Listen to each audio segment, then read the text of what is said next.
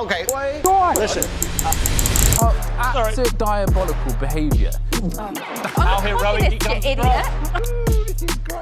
Piers Morgan Pussies. went from writing for one of the trashiest British newspapers of all time That was agony. to interviewing the most influential people in the world. I can't let this go. I can't be alone in thinking that this has to be a simulation, but I have a confession to make, because his show, Piers Morgan Uncensored, has become a bit of a guilty pleasure of mine. His willingness to cover controversial subjects and his confrontational style makes for some kinda juicy content. Shouldn't be called dwarf. No, they should be called people with They shouldn't be dwarfism. called. What's wrong with being They shouldn't called be called dwarves. Nothing, but that's not the correct That's the term. story. Apparently, Dylan, you're not allowed to call yourself dwarfs, apparently. I would love to hear, what should I call myself, sir? But in researching this video, I have now watched more Piers Morgan than any human should without medical supervision.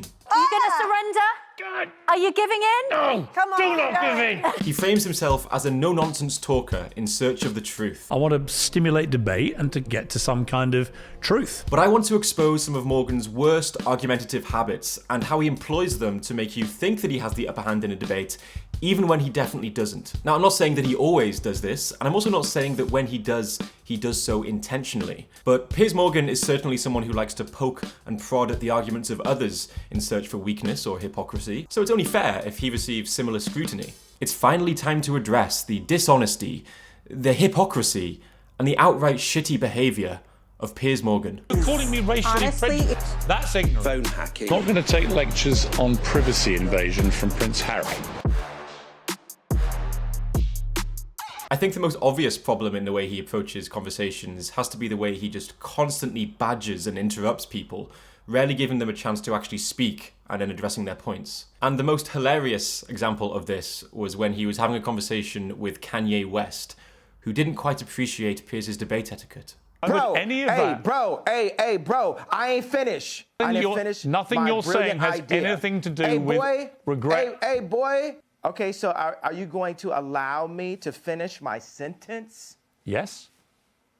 Anyway, Piers likes to cover a lot of different subjects, but there is one thing he hates above all else. And I think this is an area where he exhibits his bad faith, his hypocrisy, and his childishness most obviously. And so I think in watching how he handles these conversations and how he deals with this subject, we can learn a lot about what Piers Morgan is doing wrong in general.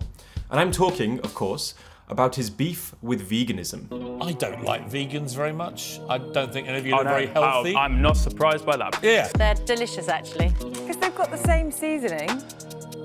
Ooh, God. All you've achieved is you've made me want to do this. Just eat a That's lovely... absolutely fine.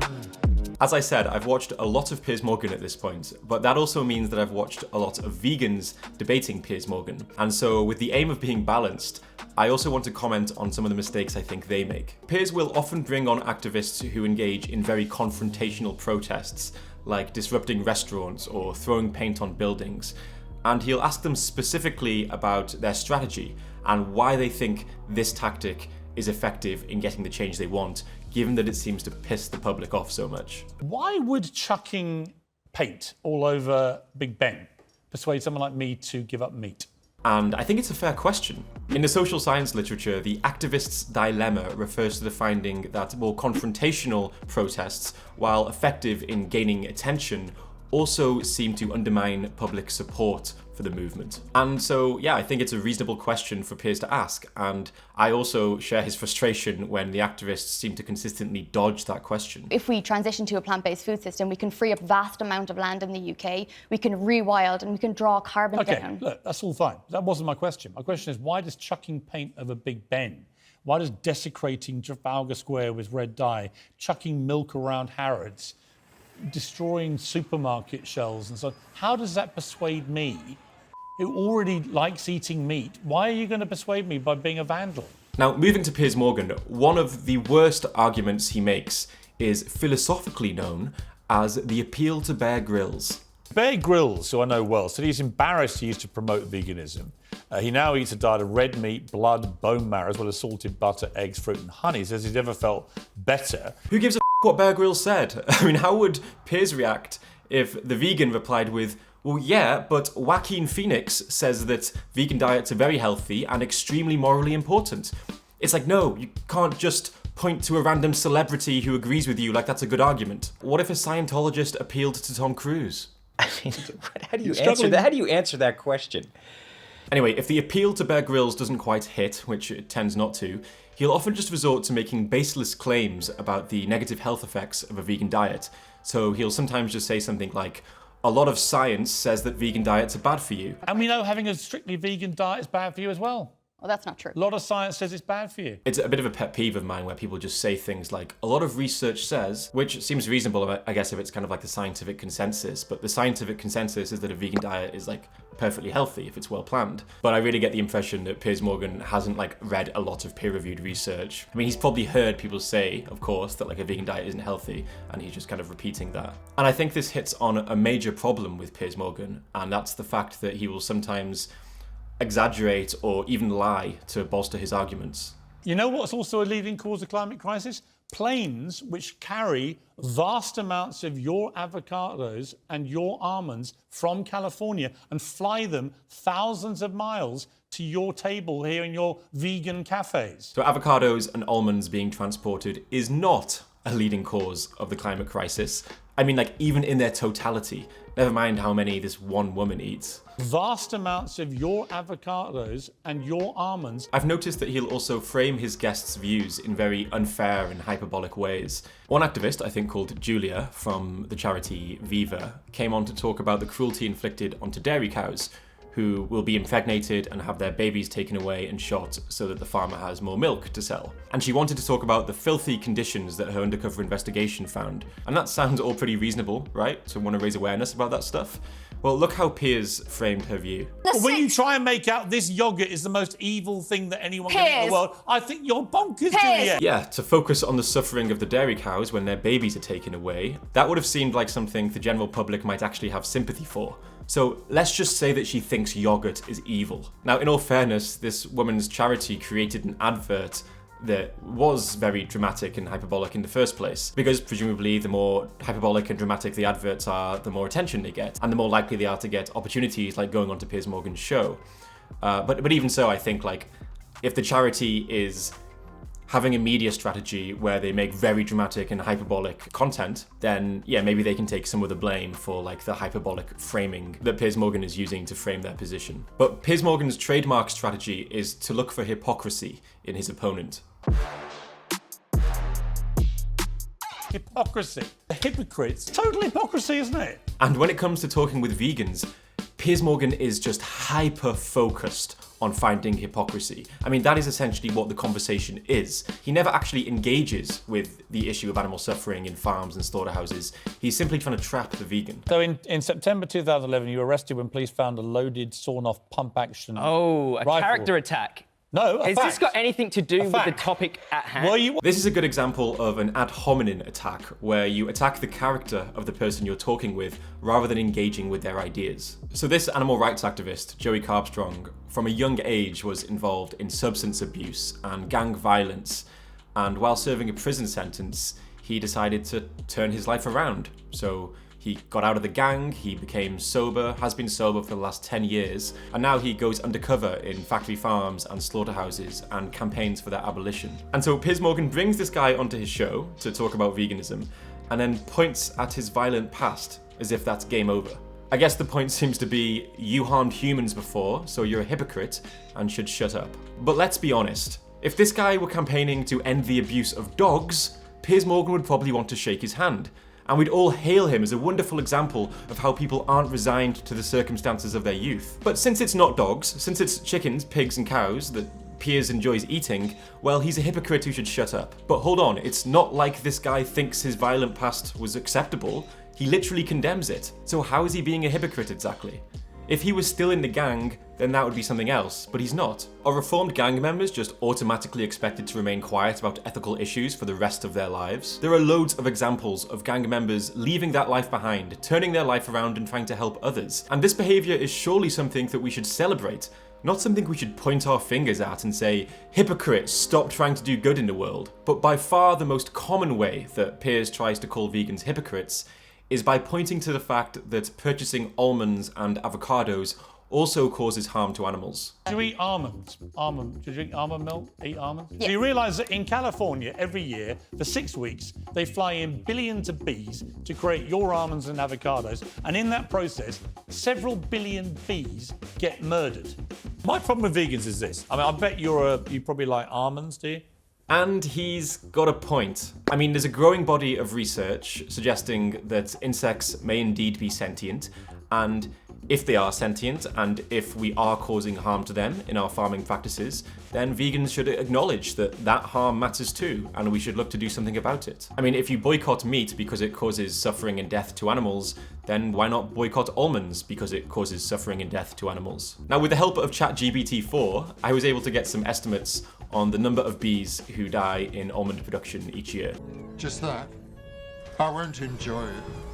Piers Morgan will often refer to a cull of bees like they're being killed on purpose, but from what I can find, they tend to die from things like disease, which of course is exacerbated from the fact that there's loads of them close together, poor nutrition, pesticide exposure, and stress during transportation. Anyway, as a very rough estimate, it's perhaps somewhere in the ballpark of around 18 billion bees, which sounds like a lot, and it is a lot. But if we take a step back and consider the bigger picture, when it comes to the issue of animal suffering and animal slaughter, it's actually an extremely small piece of the cake, if the cake were made out of suffering and death. If we just think about the numbers of fish being killed without any humane slaughter regulation, which means they're probably dying slowly from suffocating to death, sounds pretty rough, well, the numbers are somewhere between 1 to 3 trillion. That's a lot of fish. And that number is just insane. I mean, it's just insane and impossible for our brains to comprehend the number of animals that are dying like that. So I just want to point out that Piers Morgan is hyper-focused on a very small part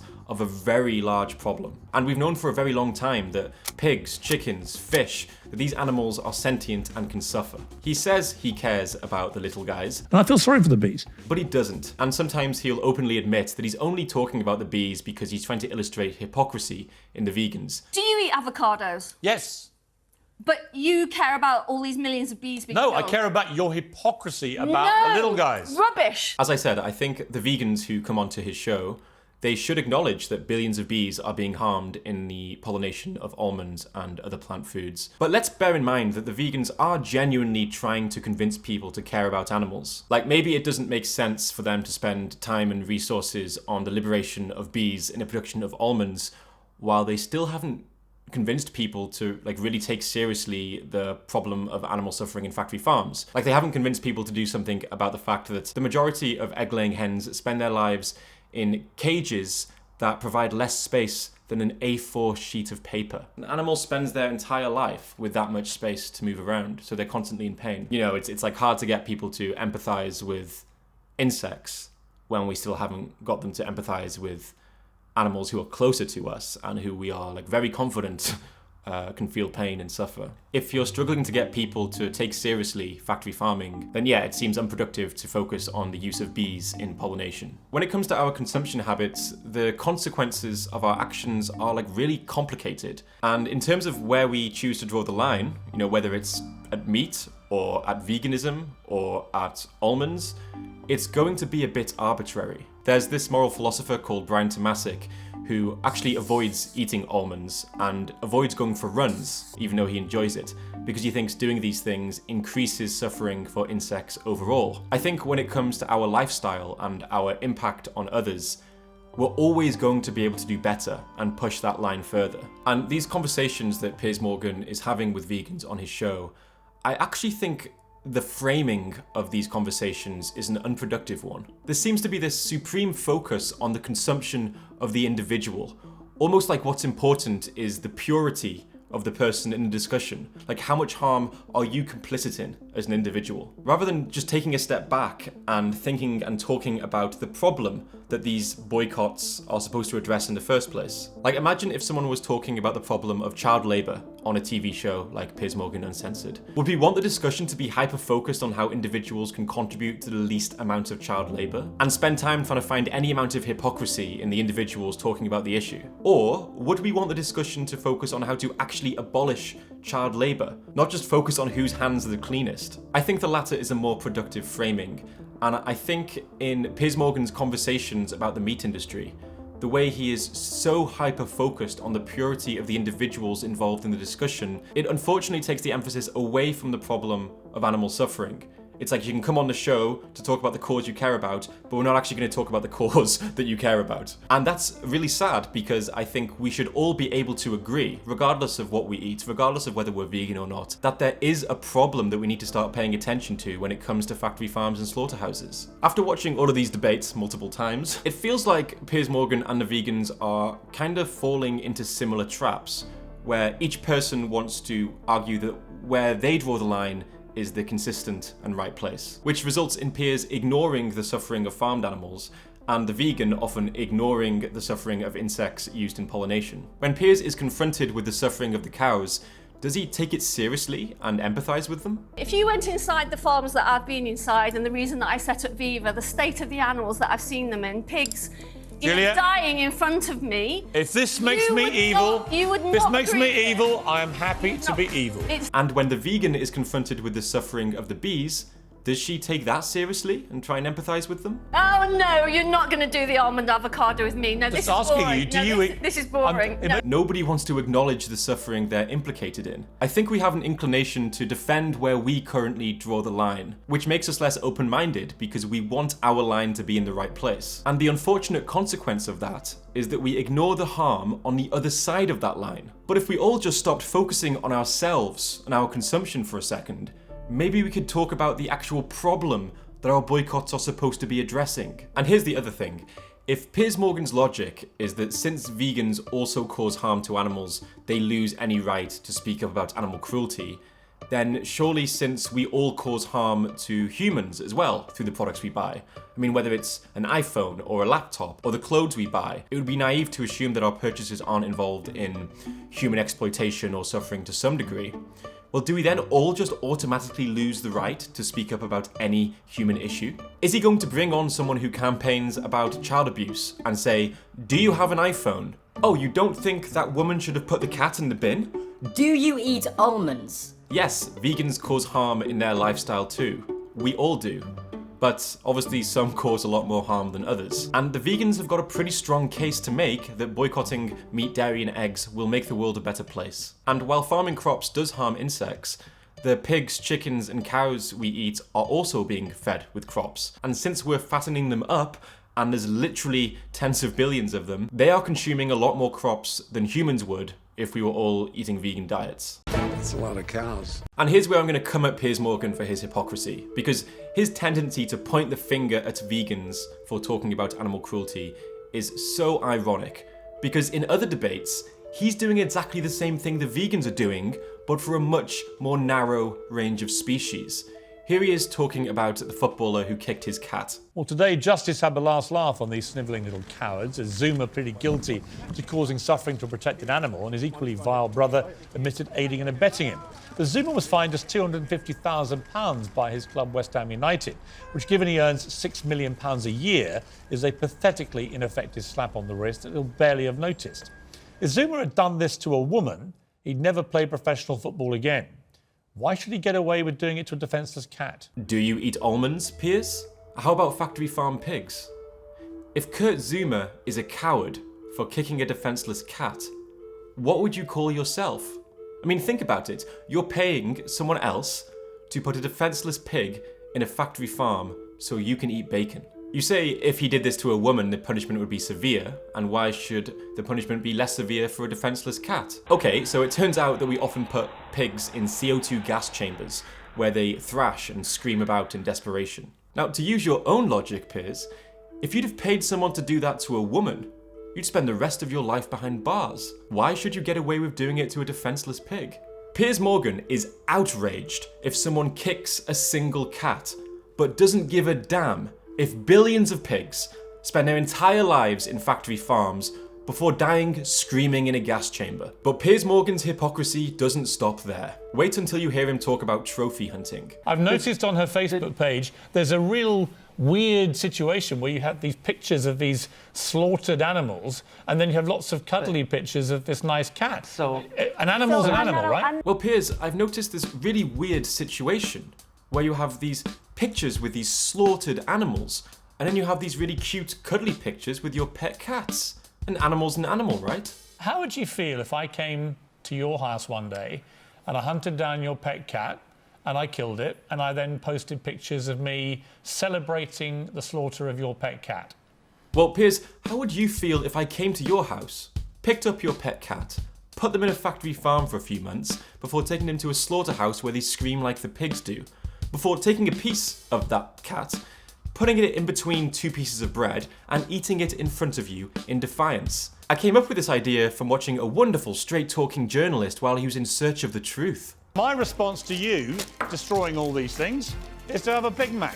For the government to support farmers. Before Piers became so focused on arguing with vegans, trophy hunters seemed to be his pet peeve. And he was honestly pretty good at arguing with them. Look at his position when a trophy hunter tries to justify hunting because they enjoy it. And you say it's because they enjoy it. For the and reason... I say, that's not enough. Okay, well, what I'm saying is I might enough enjoy is spearing you in the back, right? I might enjoy spearing you too. I'm putting your body on the wall of the studio. I'd love your head on the... I'm sure more people would like your head on the wall than mine. Would you like it if I tracked you down after you leave the studio, put a bow and arrow in you, skin you alive and put you on the wall here? I'm not asking you to like it. What I'm saying is it makes Would you like that just because I enjoy it? Maybe I would enjoy it, Steve. And what do you think Piers Morgan says in response to the ethical question of eating animals when he isn't too busy pointing the finger at vegans for hypocrisy? You guessed it. I love bacon. You promote it. I love bacon. You say you're against I animal love cruelty. sausages. I love it all. I love eating meat. You love animal cruelty. Yeah. So an activist tells you about the suffering of pigs in a slaughterhouse, and your response is, I like eating them. Well, why don't you take your own advice? And you say it's because they enjoy it. For the and reason... I say, that's not enough. The lack of self-awareness this guy has to constantly search for the hypocrisy in others while failing to notice the blatant hypocrisy in himself is genuinely painful to watch. I do think there's value in pointing out the hypocrisy of others, but here's the key difference, okay, between someone like Piers Morgan and someone like Joey Carbstrong. When Joey Carbstrong says, if we were talking about dogs in those slaughterhouses, we'd never say that that's moral. He's making a point that's trying to get us to reflect on our treatment of animals to push the world into a positive direction. This guy goes into farms and slaughterhouses and sees the suffering and is genuinely morally outraged by what's happening. When Piers Morgan points out that bees are harmed in the pollination of almonds in California, he doesn't actually give a damn about the bees. Nor does he mention that those bees are sourced from the commercial honey industry, which wouldn't exist if the vegans had their way. He's using the supposed hypocrisy of the vegan as a shield to deflect from the issue they want to talk about. And this brings me to what I find most frustrating about Piers Morgan and his debates with vegans. Now allow me to zoom out and probably paint an overly simplistic picture of what's happening here. Because it seems to me that you have these people who are raising a red flag and being like, hey, something terrible is happening in these farms and slaughterhouses and we need to do something about it. I mean, that is essentially the problem that they see and the issue they're trying to get on the table. And then you have Piers Morgan bringing them onto his show so he can eat a burger in front of them, while always managing to dodge a discussion on the actual problem the vegan wants to talk about. I mean, not once does he say, okay, but the pigs screaming in gas chambers, you guys have got a point about that. That really is horrible and we should do something about it. He just completely ignores the reality of that, like it doesn't exist. And he does this to such an extreme extent. You can put the animal suffering right in his face, and he still won't acknowledge it. Well, I know that animals get killed so I can eat pigs. They're screaming to death. And I think that kind of callousness in the face of such obvious suffering and cruelty should remind us of what can happen when we get caught up in winning in a debate, rather than coming to the conversation with a genuine curiosity about the problems in the world and the people you're talking to. Piers Morgan isn't taking an honest look at the moral questions that the vegans are raising. He's doing his utmost to deflect away from the cruelty that the vegans want to talk about, to ignore it, and instead just searches for hypocrisy so he can feel better about eating animals. I mean, look at how he reacts when Neil deGrasse Tyson says that vegans are hypocrites for eating plants. Vegetarians target not only the reproductive organs, the nuts, the berries, the flowers, but they also target the infant versions of it. Baby lettuce, baby carrots, baby... Oh my God, you have given me a whole new line of attack. The flower babies, I love it. This is fantastic. But I always like to take these things to their debates to their logical end. You want to take debates to their logical end and you think Neil deGrasse Tyson just made a good point? There's a very obvious reason why people see a difference between skinning a dog alive and peeling a carrot, and it's because carrots don't suffer. There's no hypocrisy there. Oops.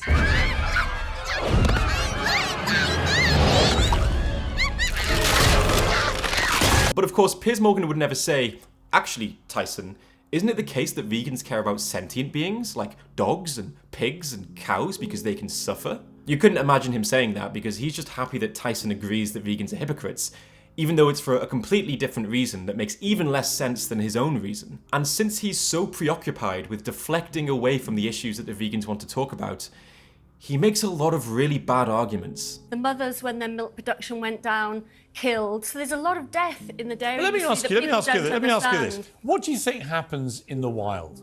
You're very concerned about the protection of animals, but if you go to the African bush, animals eat each other all day long in the most savage, primeval way. He likes to point to the fact that other animals eat each other as if that tells us how we ought to behave. Imagine if he were arguing with someone who engaged in sexual violence and they said, hey, by the way, Piers, it's a fact that other animals rape each other. Sexual violence is rampant all over the animal kingdom. It's like, yes, so what? Are we basing our moral beliefs on the behavior of lions now?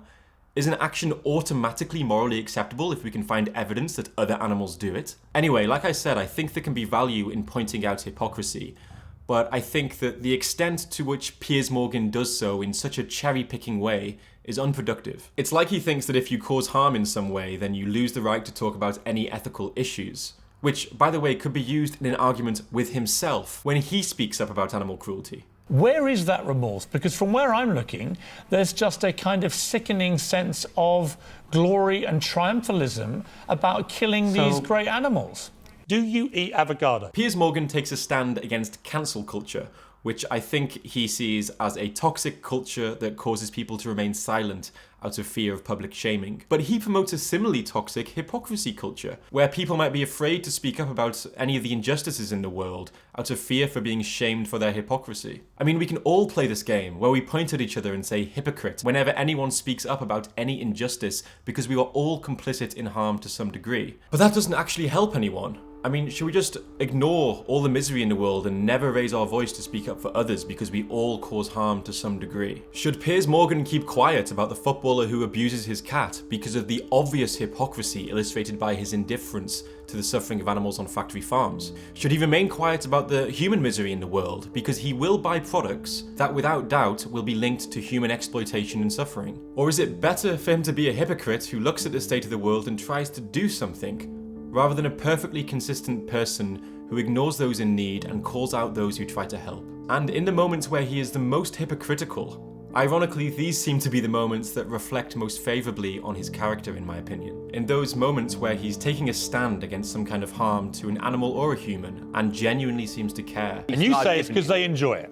I say that's not enough. In all of this, I think the biggest surprise for me has been discovering that Piers Morgan wrote this article about who he was voting for in the 2015 general election, where he explains why he is voting for the Animal Welfare Party. I know that by writing this column and publicly declaring my vote, it will directly raise considerable much-needed awareness and thus extra funding for the Animal Welfare Party. That will almost certainly mean more animal lives get saved and improved, so my vote will actually mean something and make a genuine difference. While I do think that Piers Morgan makes a lot of bad arguments and has really bad debate etiquette a lot of the time, I do think he's genuine in his disdain for hypocrisy. And I think when he's covering issues that he's not complicit in, he is able to identify harm and seems compelled to speak up about it, and I think that's commendable. I think maybe the reason veganism brings out the worst of Piers Morgan is because he experiences cognitive dissonance.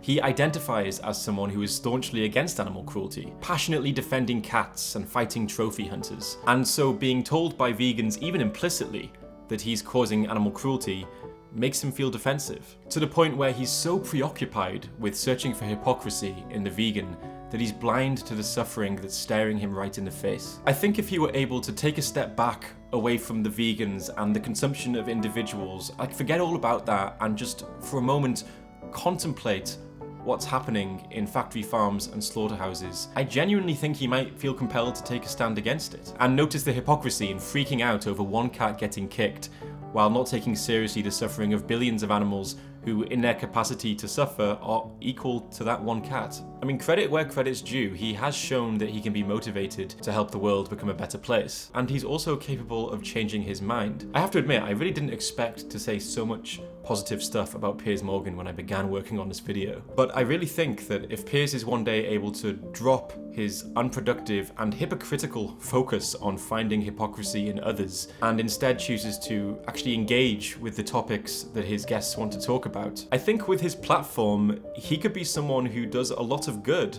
by facilitating productive conversations about important issues that other journalists might shy away from. And wouldn't that be one hell of a character arc for the man who started off at the trashiest British newspaper of all time?